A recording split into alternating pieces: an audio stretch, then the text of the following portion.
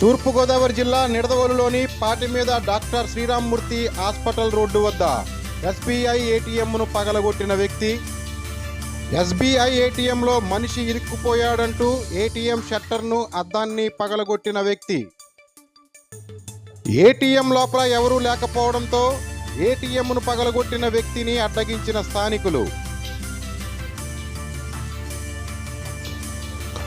పోలీసులకు సమాచారం అందించిన స్థానికులు వ్యక్తిని అదుపులోకి తీసుకుని దర్యాప్తు చేస్తున్న నిడదవోలు పోలీసులు.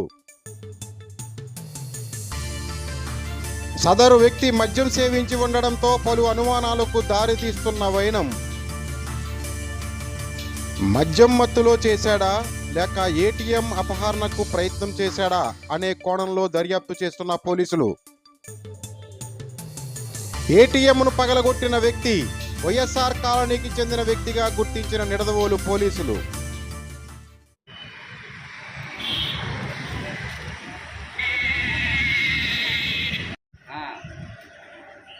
సరే బియ్యం గడ్డ ఉందండి, ట్యాక్సీ గడ్డ లేదు.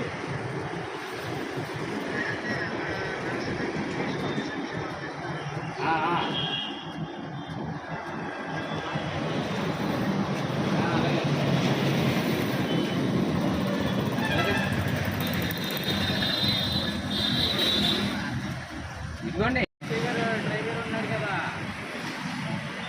ఆయన కూడా ఉన్నాడు. నేను అన్నాను మంచి ఎవరు లేరు.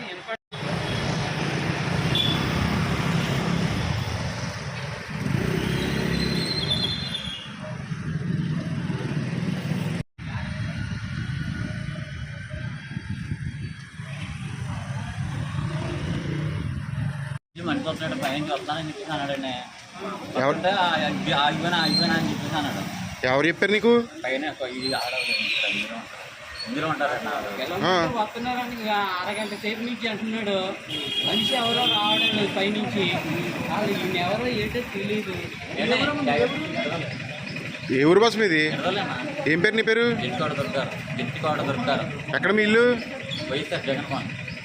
మరి ఇక్కడికి ఎంతకు వచ్చి అంత పొద్దున్నే? నేను పండుగ వస్తే ఇక్కడ మనిషి ఇరుక్కుపోయింటే ఇరుక్కుపోయారని ఎవరు చెప్పారు?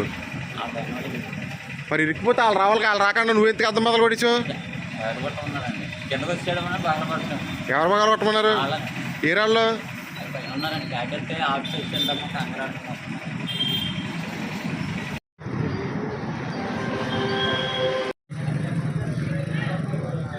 ఎవరిచ్చారు? వాళ్ళు తెలిసిన వాళ్ళు ఒకసారి అడిగితే ఇచ్చారు. ఇప్పుడు అదే పోలీసులు చెప్పాలి తప్ప మీకు మీరు పాల్గొట్టకూడదు కదా అలాగా.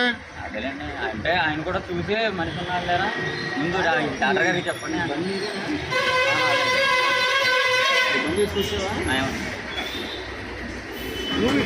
నీకు ఎలా ఎవరు చెప్పారు ఇక్కడ?